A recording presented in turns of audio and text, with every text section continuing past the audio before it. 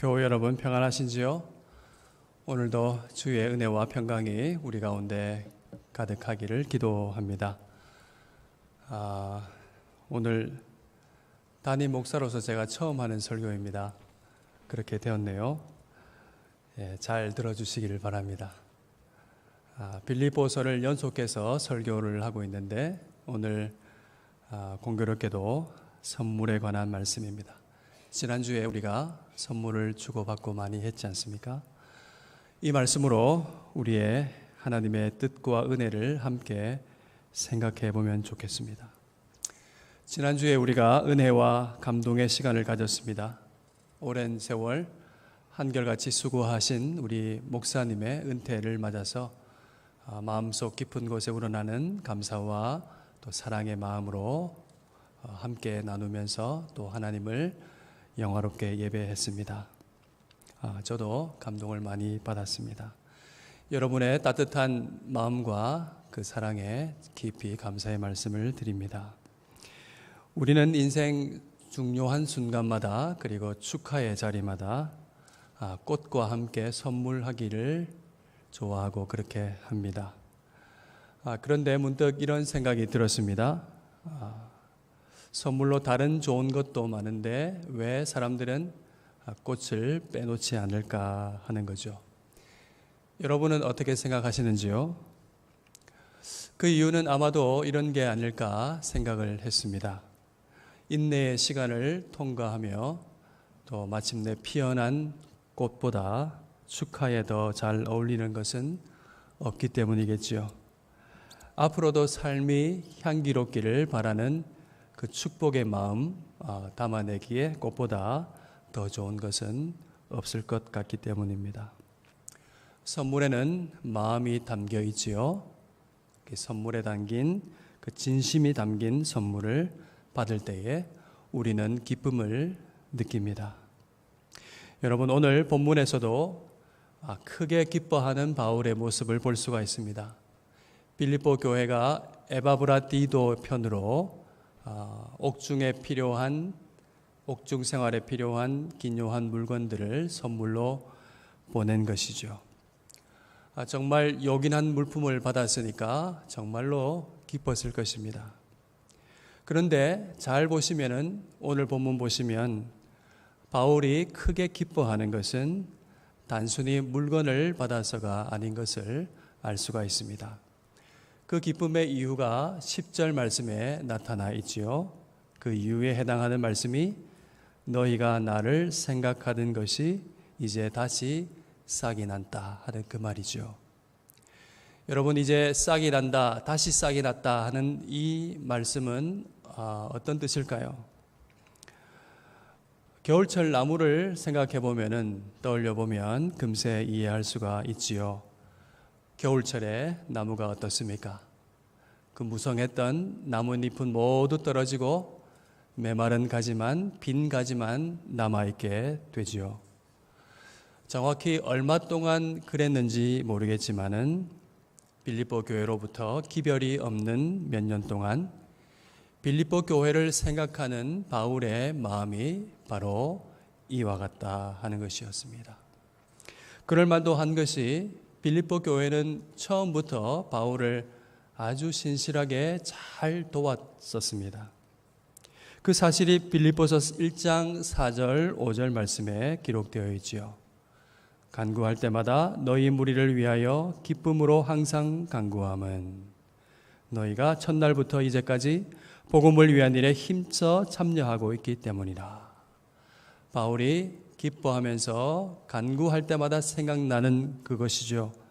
첫날부터 지금까지 복음을 위한 일에 힘써 참여하고 있었다는 것입니다. 빌립보 교회 당시 상황은 참 고난을 받고 있었고 박해를 받고 있었고 또 가난했었습니다. 그럼에도 불구하고 그들은 바울을 안 첫날부터 복음을 전파하는 일에 힘써 참여했습니다. 그들은 기근으로 고통받고 있는 예루살렘 지역의 교회를 위해서 힘을 다해서 헌금도 했습니다. 그 외에도 그들의 헌신이 15절, 16절 말씀에 잘 나타나 있죠. 15절 보시면 마게도냐 지역에서 사역을 마치고 그리스 고린도와 아테네로 내려갈 그 무렵에도 바울을 후원한 유일한 교회가 바로 빌립보 교회였습니다. 데살로니가에 있을 때에도 16절 말씀을 보면은 2번이나 쓸 것을 보내어 주었다, 그렇게 기록하고 있습니다. 참으로 어려운 형편 가운데서도 이들이 힘을 다해서 이렇게 지원하고 도왔던 것은 그들 안에 복음의 생명이 살아 있었고 약동했기 때문입니다. 그랬던 이 빌립보 교회가 그 손길이 끊어졌다면 바울의 마음이 얼마나 애가 탔겠습니까? 그런 바울에게 지금 도착한 이 선물은 단순한 물건이 아니었지요. 그것은 뭐겠습니까? 빌립보 교회가 여전히 복음에 참여하고 있다는 표였습니다. 여전히 주 안에 굳게 서 있다는 증거였습니다. 바울에게는 이 선물이 다시 돋아나는 싹과 같았고 다시 피어나는 꽃과 같았습니다. 바울이 크게 기뻐하는 이유는 바로 이 사실을 확인했기 때문에 그렇습니다. 이를 보고 기뻐하는 바울의 모습이 10절 끝에 잘 나타나 있지요. 뭐라고 하나요? 생각은 하였으나 기회가 없었느니라. 그동안 뜸했던 것은 마음이 없었던 것이 아니라, 주 안에 있지 않았던 것이 아니라, 주 안에 교제가 없었던 것이 아니라 길이 막혔었구나, 기회가 없었구나, 그렇게 안도하고 기뻐하는 모습을 우리가 보게 되지요. 그런데요, 오늘 이렇게 크게 기뻐하고 있는 바울 사도의 모습을 보고 있지만은 본문을 자세히 보게 되면 의외의 사실을 우리가 발견하게 됩니다. 그게 뭐냐면 감사합니다 하는 표현이 없다는 것입니다. 좀 이상하죠? 대신 간접적으로 감사합니다라는 표현을 합니다. 그게 18절입니다. 뭐라고 하냐면 이는 받으실 만한 향기로운 제물이요 하나님을 기쁘시게 한 것이라, 그렇게 말하죠. 여러분 한번 생각해 볼까요? 여러분이 선물을 마음을 담아서 보냈습니다. 그래서 그분이 받았겠죠? 받았는데 감사합니다 이렇게 하지 않고 이는 하나님께서 받으실 만한 것이요 하나님의 기쁨이 되었습니다, 그렇게 표현하면 여러분 마음이 어떨까요? 좀 기분이 좋지만은 않을 것 같아요. 저 생각에는. 바울은 더 나아가서 심지어 이렇게 말합니다. 11절, 17절, 18절 말씀에 나오죠. 뭐라고 합니까? 내가 궁핍하기 때문에 말하는 것이 아닙니다. 내가 선물을 구한 것이 아닙니다. 내게는 모든 것이 있고 또 풍부합니다. 그렇게 말합니다. 여러분 이 말만 보면 필요 없는데 보낸 것 같아요. 그렇죠. 보낸 사람이 좀 이 말만 보면 무한해지는 말씀입니다. 여러분 바울은 왜 이렇게 말을 할까요? 바울은 왜 직접적인 감사를 표현하지 않을까요? 이와 관련된 여러 가지 이유를 설명할 수 있고 말할 수 있겠지만은 오늘은 시간 관계상 가장 중요한 사실을 여러분에게 말씀드리려고 합니다. 바울에게 왜 감사가 없었겠습니까? 이렇게 말한 데에는 목적이 있습니다. 이렇게 말함으로써 빌립보 교회가 정말로 중요한 것을 깨닫기 원한 것입니다. 그것은 기쁨은 다른 곳에 있는 것이 아니라 오직 주 안에 있다는 것입니다. 여러분 동의하십니까? 여러분 기쁨은 어디서 찾고 계십니까?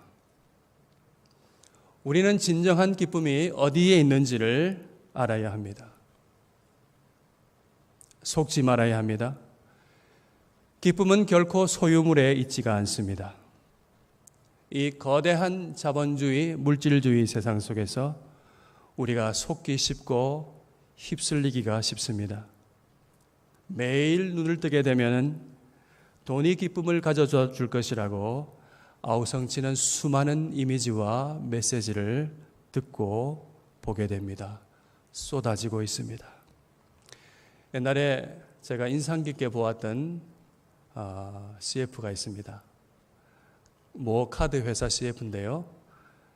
10년 이상 지났는데 지금도 기억하는 걸 보면 굉장히 인상이 깊었던 것 같습니다. 정말 행복하고 자유로워 보이는 연인이 길을 떠나죠. 여행을 갑니다. 멋진 차를 타고 멋진 풍경이 펼쳐져 있는 도로를 질주하면서 시원한 바람을 맞으며 달립니다. 그거 보고 있으면은 정말 나도 저렇게 자유롭고 싶다 생각이 저절로 들고 저곳에 나도 한번 가봤으면 좋겠다 하는 생각이 들 정도였습니다. 화려한 이미지가 지나가고 그리고 드디어 마지막으로 등장하는 카피가 이런 것이죠.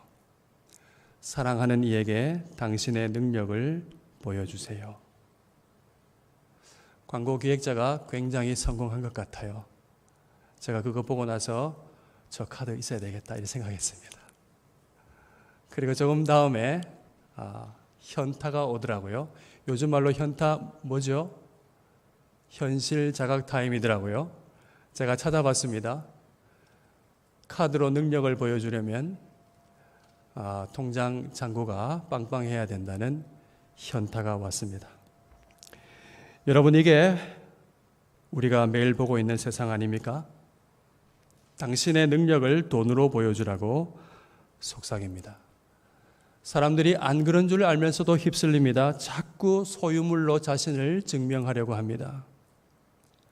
통장의 잔고, 주식, 몇 평에 살고 어디에 사느냐로 무엇을 먹고 무엇을 입고 무엇을 마시고 무엇을 타고 무엇을 즐기며 사는지로 자신을 나타내려고 합니다.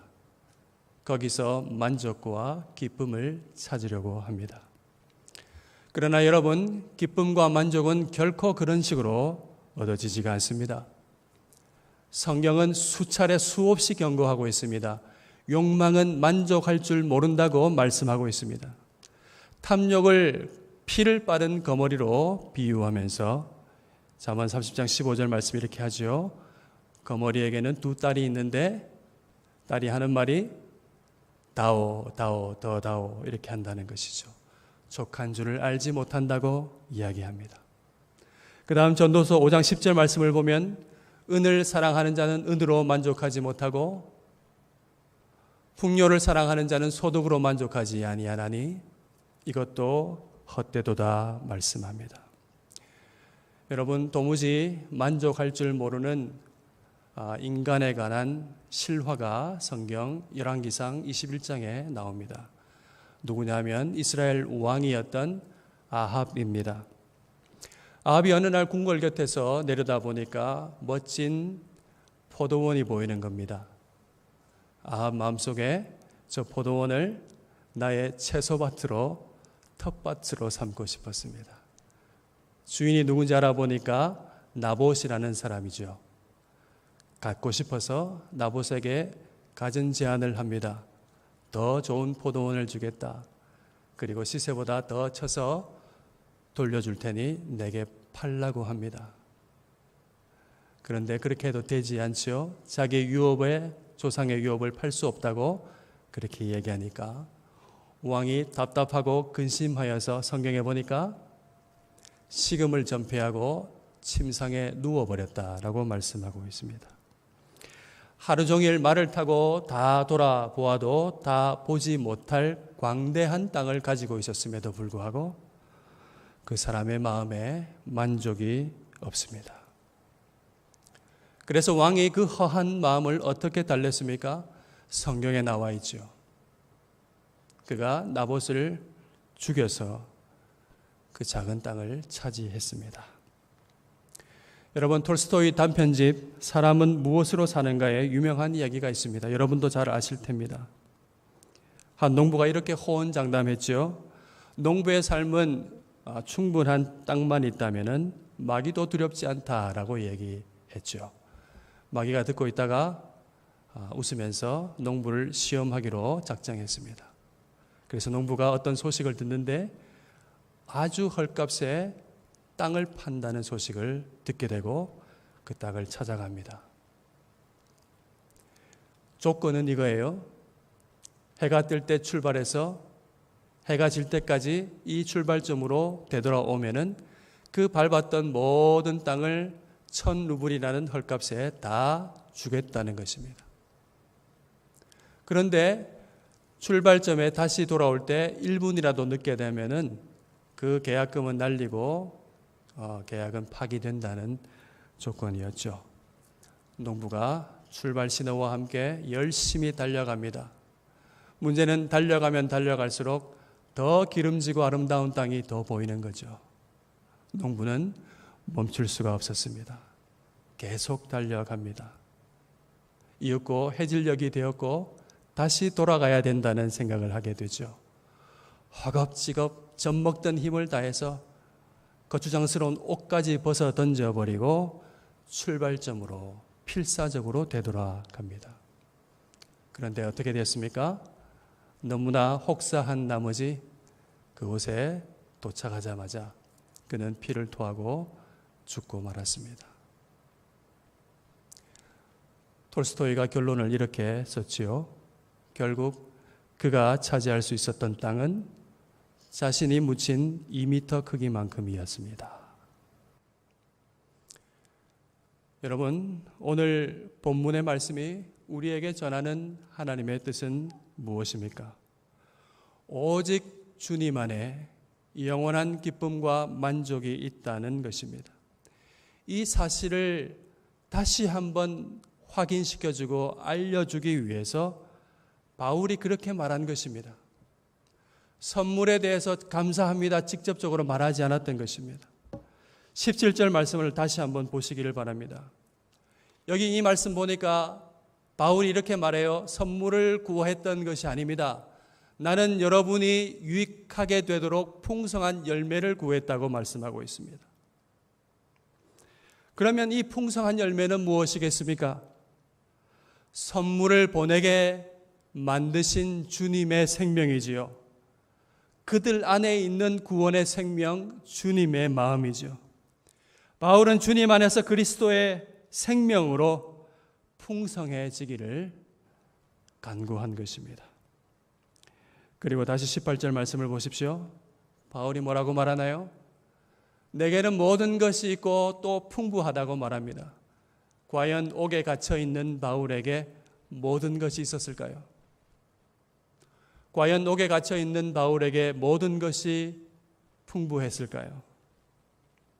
바울은 왜 내게는 모든 것이 있고 모든 것이 풍족하다고 말하고 있습니까? 그가 주님 안에 있었기 때문입니다. 모든 것 대신 주님 안에 그가 있었기 때문에 그는 모든 것이 있습니다. 심히 부족하여도 그의 영혼이 모든 것 되신 주님 안에 있기 때문에 그는 모든 것이 있고 그에게는 모든 것이 풍부합니다. 이제 바울은 주 안에서 실제로 기뻐하고 만족하는 자신의 이야기를 들려줍니다. 그것이 11절부터 13절 말씀이지요. 바울이 말합니다. 나는 부족하지 않습니다. 나는 궁핍하지 않습니다. 나는 도리어 어떠한 형편이든지 자족하기를 배웠습니다. 그래서 비천에도 가난에도 처할 줄 알고 풍부에도 처할 줄 아는 일체의 비결을 저는 배웠습니다. 라고 말하고 있습니다. 여러분, 이것은 그냥 내지르는 말이 아닙니다. 직접 겪어서 알고 있는 말씀입니다. 바울은 복음을 전하며 숱한 고난을 받았습니다. 굶주리고 헐벗고 매를 맞고 옥에 갇히고 심한 반대를 받고 돌에 맞고 죽을 뻔하였습니다. 물에 빠졌습니다. 그러면서 그는 자신의 영혼을 든든히 지키시고 자신을 인도하시는 신실하신 하나님의 손길을 경험했습니다. 여러분, 우리가 여기서 잘 보아야 됩니다. 뭐냐면 바울이 어떻게 이 일체의 비결을 배웠는가 하는 것입니다. 여러분, 궁극적으로 바울이 어떻게 해서 이 일체의 비결을 배웠습니까? 바울이 탁월해서가 아닙니다. 바울이 배우게 된 것은 그가 주님 안에 있었기 때문입니다. 영원하신 주님 안에서 자신이 있음을 굳게 믿고 주님께 의존했더니 알게 되고 배우게 된 것입니다. 여러분, 세상 사람들도 때로는 일체의 비결과 같은 이런 것들을 추구합니다. 어쩌면 우리보다 더 심하게 추구하는지 모르겠습니다. 기쁨과 만족을 얻으려고 정말로 몸부림을 칩니다. 자신 안에서 길을 찾습니다.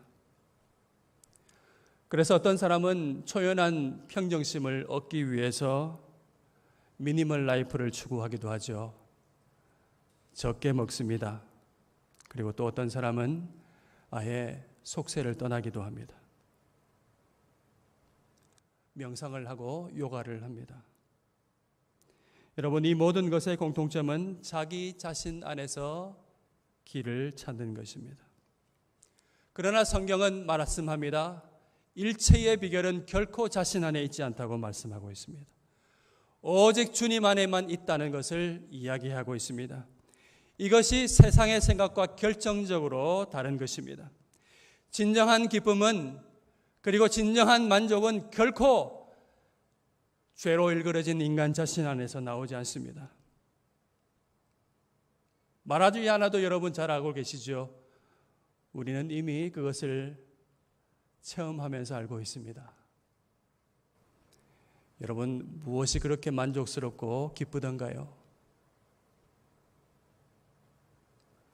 무엇이 만족스럽고 기뻐서 그렇게 오래 가던가요? 우리의 경험이 이미 그것을 알고 있습니다. 여러분, 기쁨과 만족은 어디서 옵니까? 그것은 하나님을 의존할 때 옵니다. 그리스도를 의존하고 하나님을 사랑하는 사람이 기쁨과 만족을 누리게 됨을 여러분 믿으시기를 바랍니다. 그렇다면 왜 주님 안에서 그렇습니까? 주님이 어떻길래 우리의 기쁨과 만족을 누릴 수 있습니까? 주님께서 우리의 부활이시요 생명이요 영광이기 때문에 그렇습니다. 그 주님 안에 우리가 있기 때문입니다. 그 주님 안에서 세상의 어떤 것도 비교될 수 없는 영광이 우리의 것이기 때문에 그렇습니다. 성경 로마서 8장 17절 말씀이 이를 증거하고 있습니다. 여기 보면 신자의 영광이 무엇인지를 분명하게 말씀하고 있습니다. 자녀이면 또한 상속자 곧 하나님의 상속자이요 그리스도와 함께한 상속자이니 우리가 그의 함께 영광을 받기 위하여 고난도 함께 받아야 할 것이니라.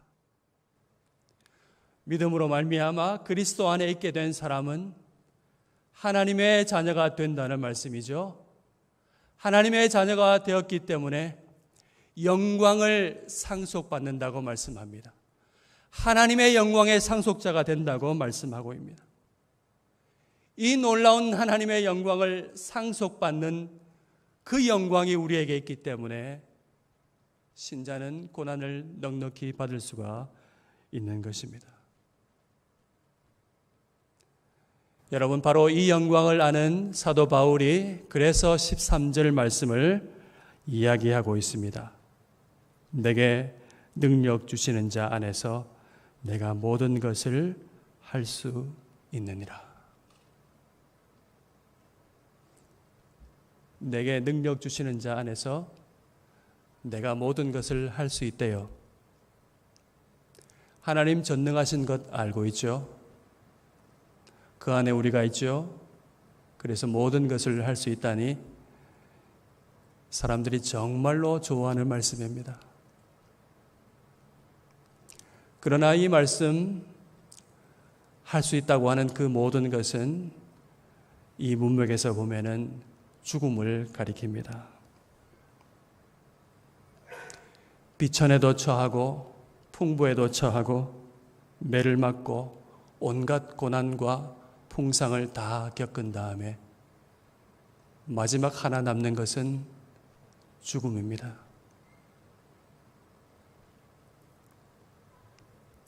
사람들이 가장 두려워하는 것이 죽음입니다. 13절 말씀은 뭔가요? 그리스도 안에 있기 때문에 나는 죽음도 감당할 수 있다는 것입니다. 그 무섭다는 죽음도 나는 결코 두렵지 않다는 것입니다. 여러분, 왜 그렇습니까? 그리스도 안에서 예수 그리스도의 부활이 곧 나의 부활이기 때문입니다. 한 번 죽지만 다시 살아나서 영원히 살게 될 것을 알고 믿기 때문에 궁극적으로 죽음이 두렵지 않습니다. 사랑하는 교회 여러분, 하나님은 우리에게 참된 기쁨과 만족을 주시려고 크신 능력을 베푸셨습니다. 하나님의 아들 예수 그리스도를 세상에 보내어 주시고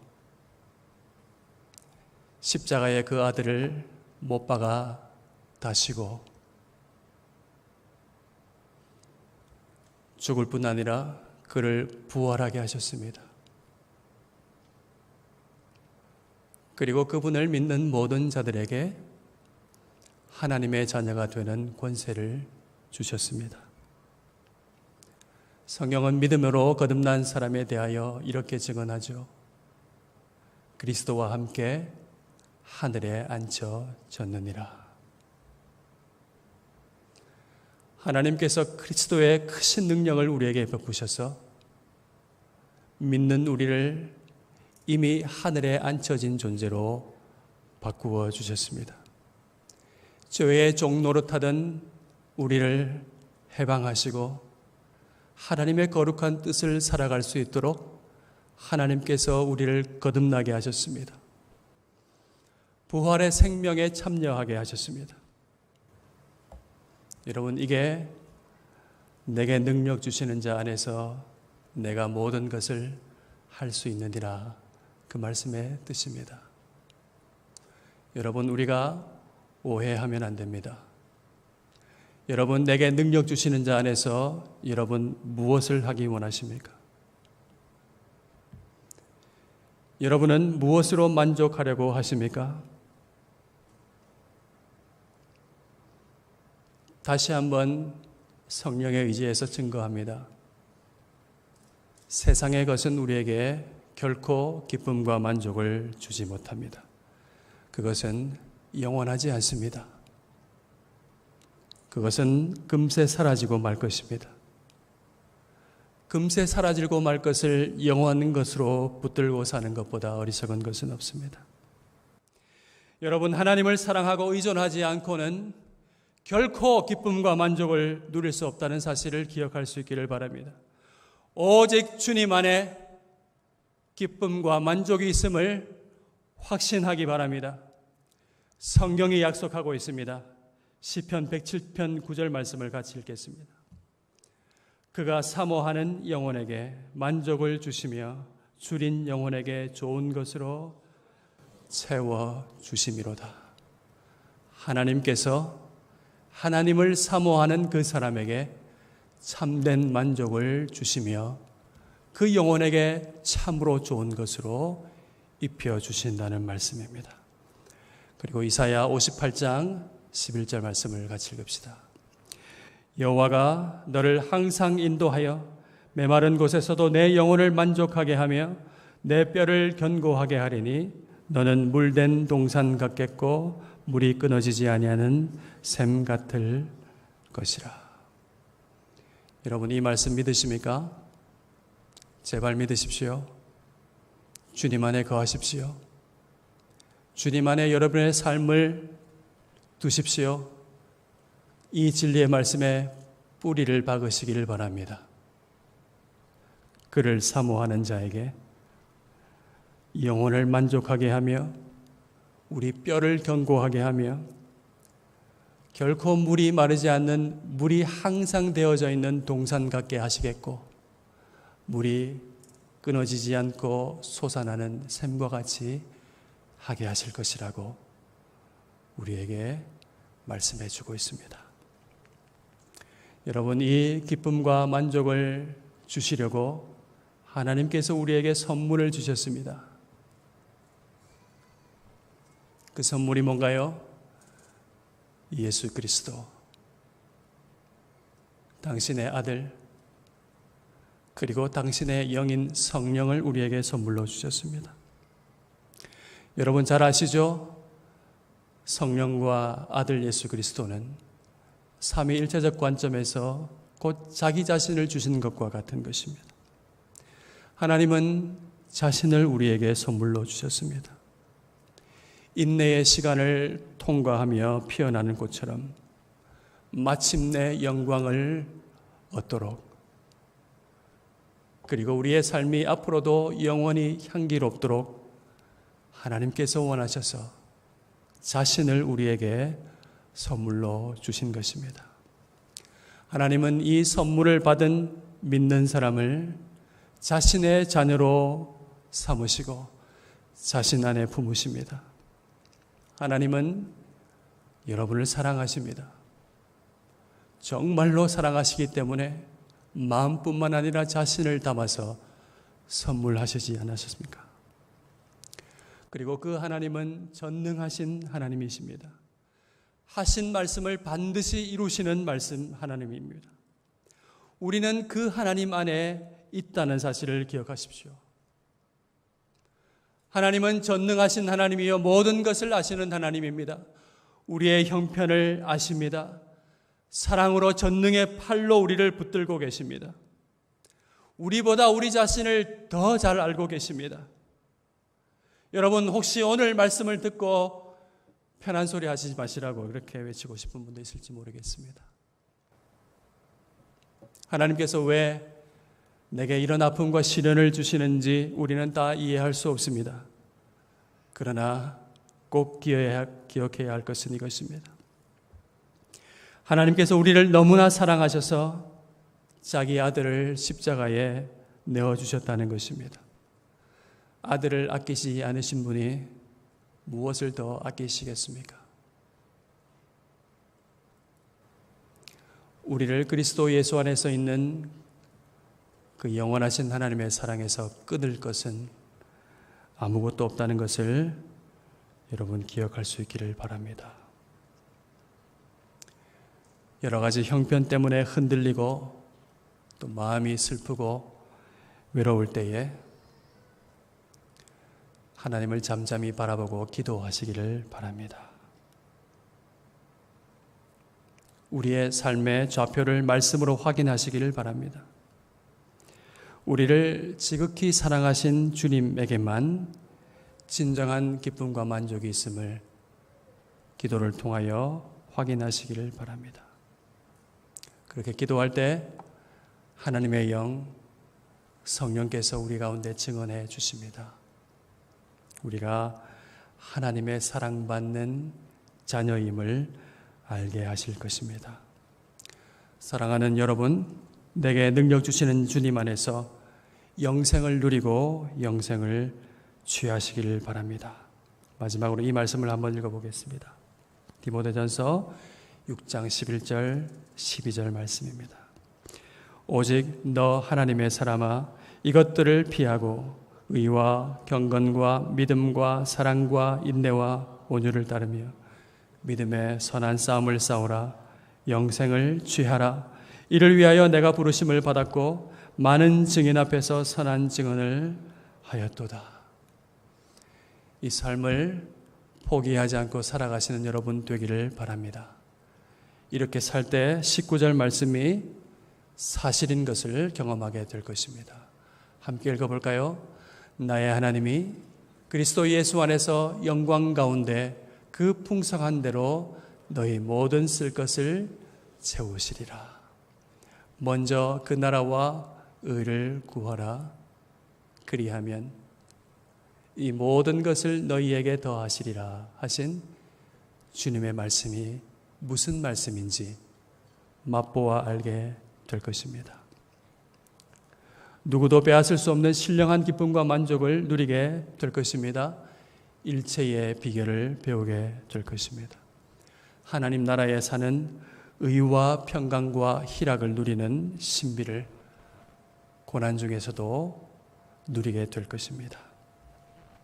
여러분, 하나님께서 우리를 지극히 사랑하셔서 자신을 선물로 주셨음을 기억하고 사랑 안에 주님 안에 굳게 거하시기를 바랍니다.